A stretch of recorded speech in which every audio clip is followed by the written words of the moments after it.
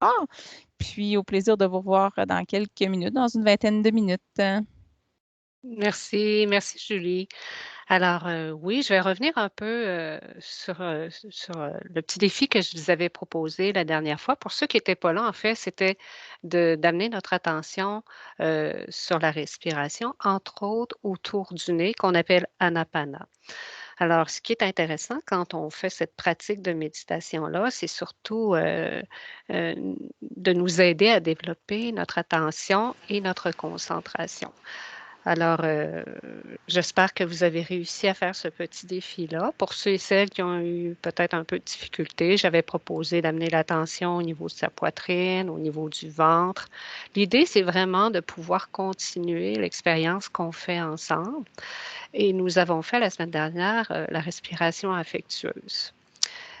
Puis cette fois-ci, on va faire l'autocompassion au quotidien. Donc, si je veux vous expliquer un petit peu l'autocompassion, dans le fond, il y a certaines personnes que l'autocompassion, ça peut les amener sur un inconfort parce qu'ils peuvent penser, il y a des croyances qui disent que c'est peut-être de l'apitoiement ou d'être un peu faible ou peut-être avoir un peu un côté égoïste ou ça pourrait nous amener à devenir paresseux. En fait, ce sont des croyances qui sont reliées à l'autocompassion lorsqu'on parle d'autocompassion, mais en fait, ce n'est pas vraiment ça. L'autocompassion, c'est vraiment plus avoir la possibilité de se connecter vraiment à ce que c'est la vie, qui est quand même difficile. Puis on se retrouve un peu tous dans ça, hein, c'est l'humanité commune. Puis, ça nous amène aussi à se connecter à nos sources internes, nos forces intérieures, le courage qu'on peut avoir, la résilience. Puis aussi, c'est l'autre côté d'avoir cet aspect-là, d'être compréhensif envers ce qu'on vit, de nous accompagner à travers les difficultés qu'on rencontre. C'est d'être là pour nous. Alors, moi, je veux vous aider peut-être à amener ça un peu dans votre vie. C'est pour ça que je parle d'autocompassion au quotidien. Certaines personnes, puis je vous dirais, ça arrive assez régulièrement lorsqu'on fait de l'autocompassion. euh, on appelle ça le retour de flamme. C'est-à-dire que dès qu'on s'arrête, puis on prend soin de nous, la respiration affectueuse, on s'approche de nous, un toucher. Un toucher affectueux, on en a parlé une fois précédente, le toucher affectueux, déjà là, on est en train d'être proche de nous. Alors, un retour de flamme, euh, c'est la réaction lorsqu'on s'approche de nos blessures. Alors, quand on a ces mouvements-là vers nous, de tendresse, de douceur, et qu'on n'en a pas eu, ou on a vécu des événements difficiles dans nos vies, alors on a ce retour de flamme, des émotions très fortes qui peuvent monter ou des émotions qui remontent, qui refont surface. Le retour de flamme, c'est vraiment une expression des pompiers, là. Lorsqu'on ouvre une porte, quand il y a un feu, ben, on a une espèce d'explosion. Alors, c'est un peu le même mouvement qui peut arriver quand on fait de l'autocompassion. Euh, ben, les pompiers, ce qu'ils font, ils font des petits trous un peu partout pour pouvoir entrer doucement dans le lieu pour faire évacuer la pression qu'il peut y avoir dans la pièce pour arriver à entrer puis éteindre le feu. Alors, c'est un peu la même chose. Alors, je vous propose vraiment d'explorer la compassion, l'autocompassion envers nous-mêmes, doucement. Pour certains, ça va bien, pour d'autres, ça peut être difficile. Alors, on va passer au retour de flamme. J'entends un peu de son, là, de retour de son. Retour de flamme, retour de son. Alors, si vous voulez bien, tout doucement, on va entrer dans notre expérience de méditation qui est juste de se déposer où est-ce qu'on est présentement dans la pièce dans laquelle nous sommes. Sur le siège, si c'est une chaise ou si vous êtes allongé, on peut faire cette expérience allongée. Donc, prendre le temps de se déposer dans cette expérience d'autocompassion envers soi.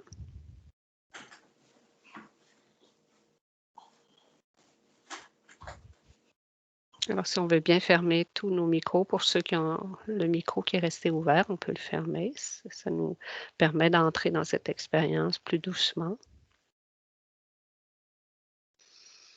Et on peut amener tranquillement notre attention sur la respiration.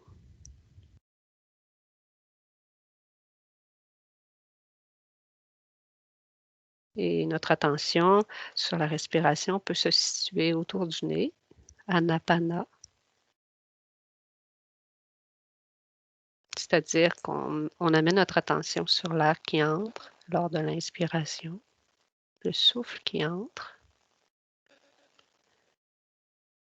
Et lors de l'expiration, nous gardons notre attention autour du nez, les narines, l'intérieur du nez ou à la base du nez pendant quelques instants.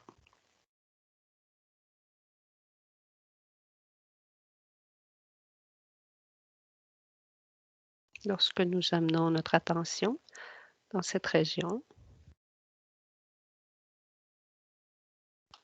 il est possible de sentir l'air qui entre et qui sort dans un va-et-vient.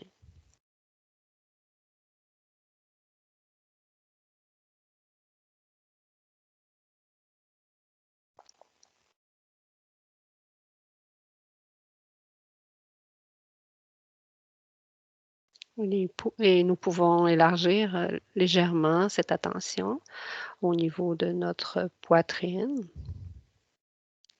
le mouvement de notre poitrine, au niveau des sensations lorsqu'elle se gonfle à l'inspiration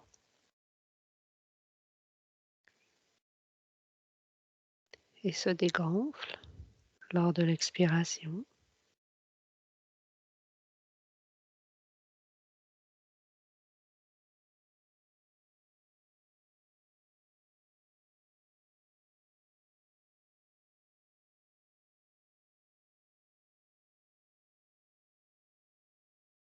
Et nous pouvons, encore une fois, élargir un peu plus jusqu'au ventre. Hein. Lorsque nous inspirons, il y a ce léger mouvement de notre ventre qui s'élève légèrement et qui s'abaisse.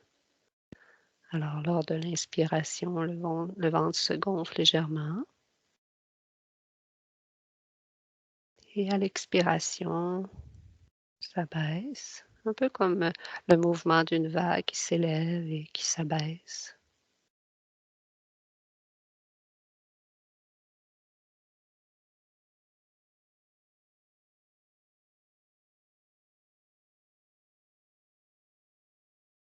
Nous observons simplement notre respiration sans avoir besoin de faire quoi que ce soit.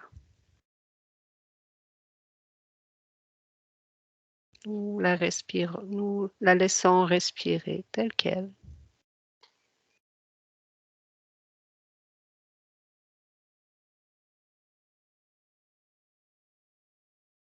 Il est fort possible que nous ayons peut-être des pensées ou des agitations mentales ou des images ou des réflexions du passé ou des projections dans le futur. Le cerveau fait naturellement ces agirs ou ces fonctions. Nous avons seulement à les observer, ces agitations, mouvements au niveau de notre réflexion et revenir tout doucement à notre respiration.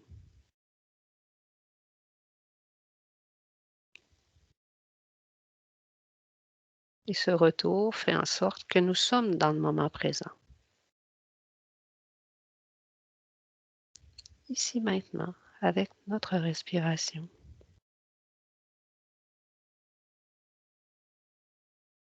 Avec cette inspiration et avec celle-ci,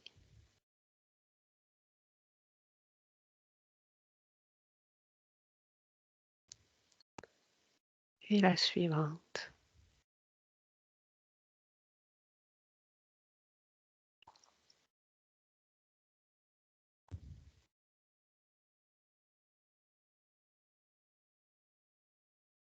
Nous pourrions nous demander de quoi ai-je besoin maintenant?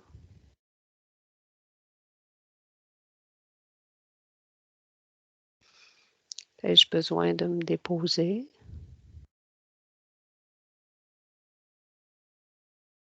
d'avoir un peu de calme, de faire une pause,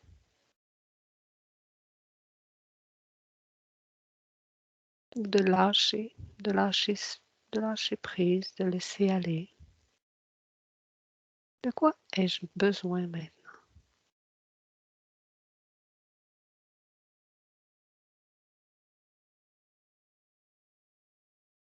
Alors, pour certaines personnes, il peut y avoir une réponse qui vient et je prends soin de cette réponse.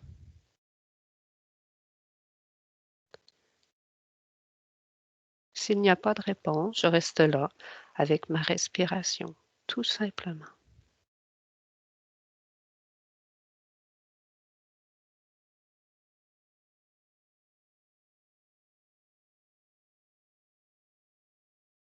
Je suis avec moi présentement.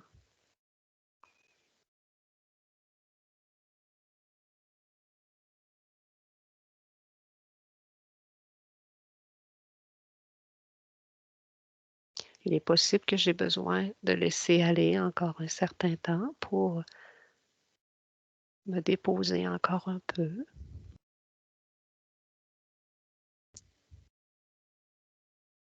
de laisser aller,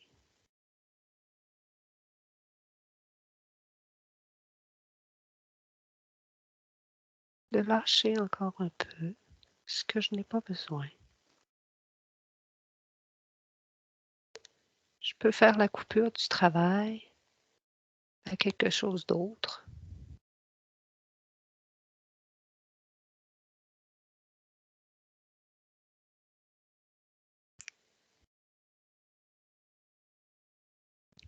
Nous pouvons faire un temps d'arrêt,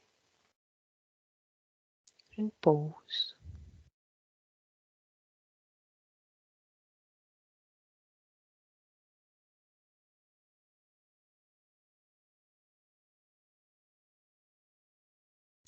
Je peux aussi observer ce qui est là pour moi, c'est-à-dire mon souffle,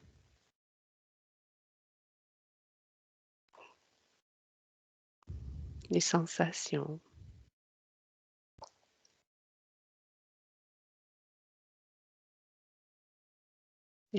autour de mon souffle, les sensations dans mon corps.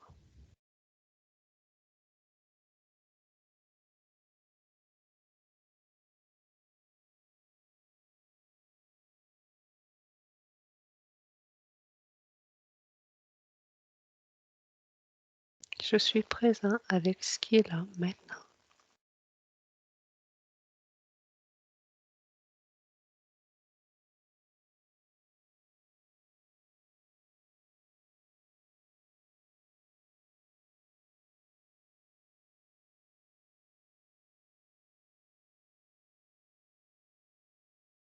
Pour ceux qui aimeraient placer une main soit sur un bras ou une main une dans l'autre ou sur notre ventre, nous pouvons le faire.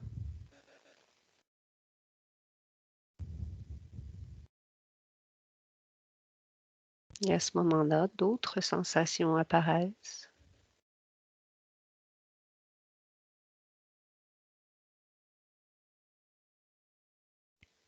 Le contact de ma main à un endroit particulier, la chaleur qui s'en dégage ou peut-être la fraîcheur. J'observe, je suis présente de ce qui est là.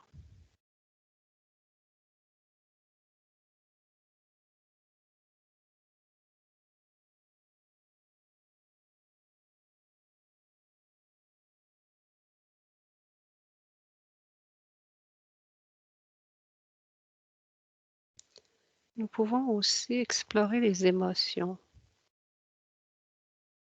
Quelles sont les émotions qui sont là maintenant?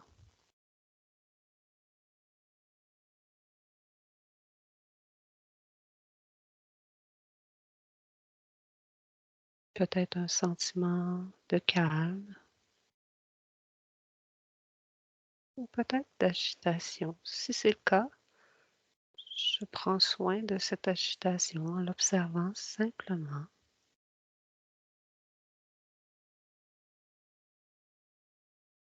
J'en prends soin en l'observant, sans la juger. Je l'accueille comme une invitée qui vient me voir là, ici, maintenant.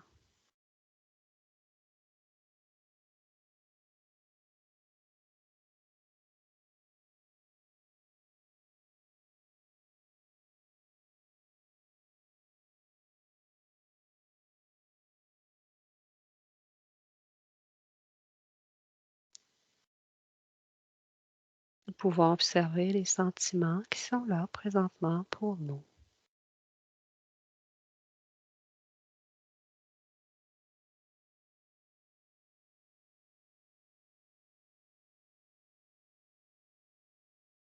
Si parfois les sentiments émergent ou une émotion plus difficile émerge, je l'observe, je l'accueille et je peux retourner au souffle en tout instant.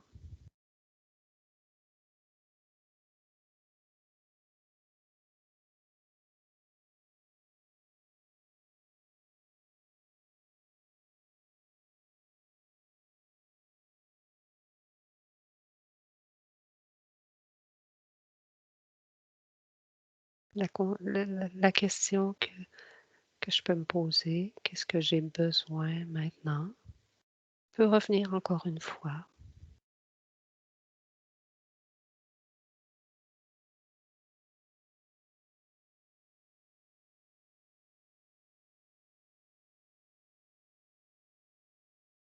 Je peux avoir besoin de sécurité, de présence, d'écoute,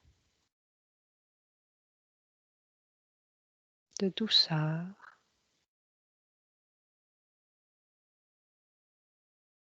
de calme,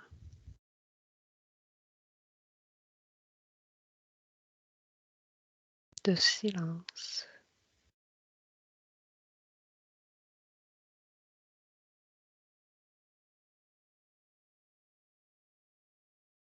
Avec ma respiration, j'offre un espace pour accueillir toutes les réponses qui se présentent.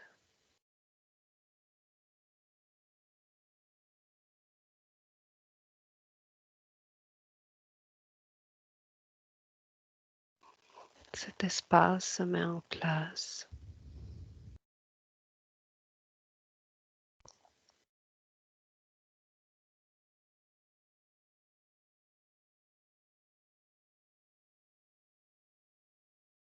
Et pour d'autres qui auraient des émotions plus difficiles, je peux encore une fois déplacer ma main et la placer à un endroit sur le bras, sur le ventre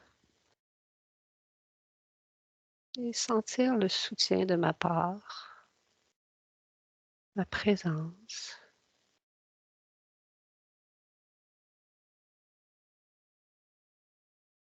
mon écoute.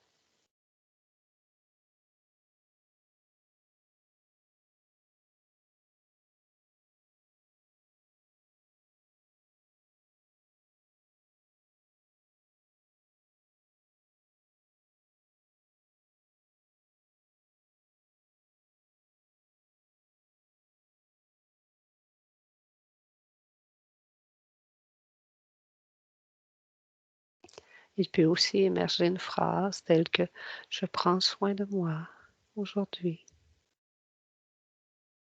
en me donnant le temps de me déposer,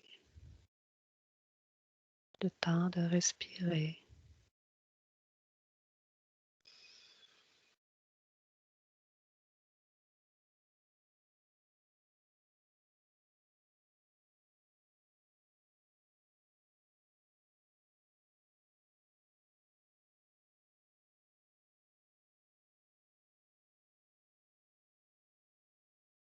Et souvent, lorsque je prends ce temps, j'ai accès à ces ressources intérieures, ce potentiel ou ces compétences qui sont là, qui m'attendent, qui sont présentes en moi,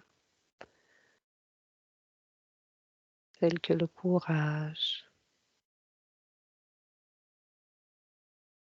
la douceur,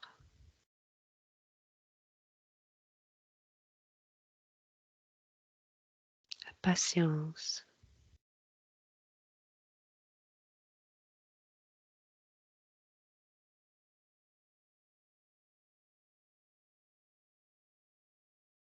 Et je laisse ces mots résonner en moi.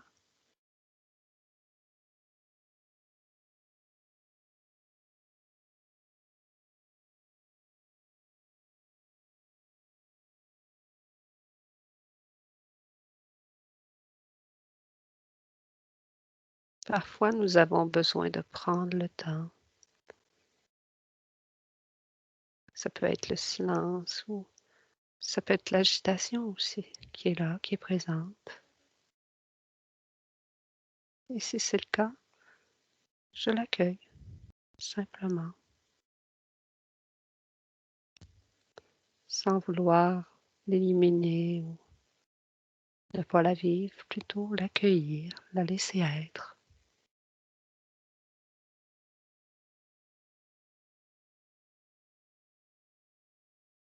Et ma respiration devient mon ancrage, mon retour.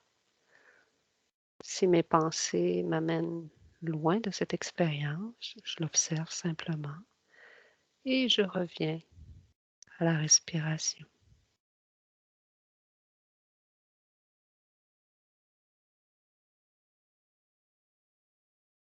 qui est mon point d'ancrage, mon retour.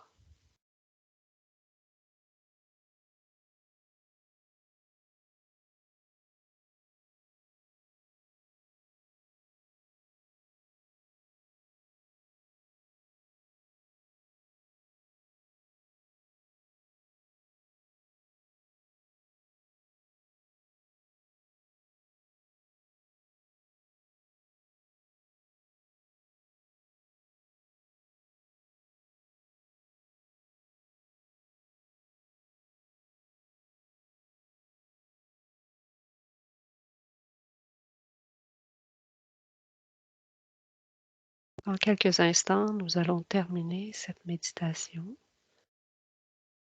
d'autocompassion au quotidien. Et je vous invite à refaire cette expérience en vous demandant de quoi ai-je besoin maintenant lorsque vous commencez votre méditation. Et nous pouvons la terminer en se demandant de quoi ai-je besoin maintenant.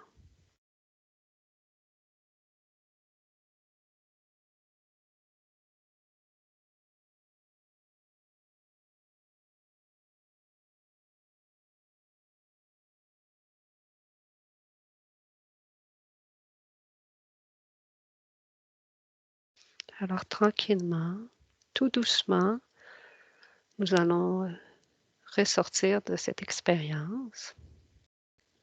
On peut refaire surface en bougeant légèrement nos mains, en les frottant ensemble, en bougeant nos pieds et en ouvrant nos yeux. On peut observer autour de nous.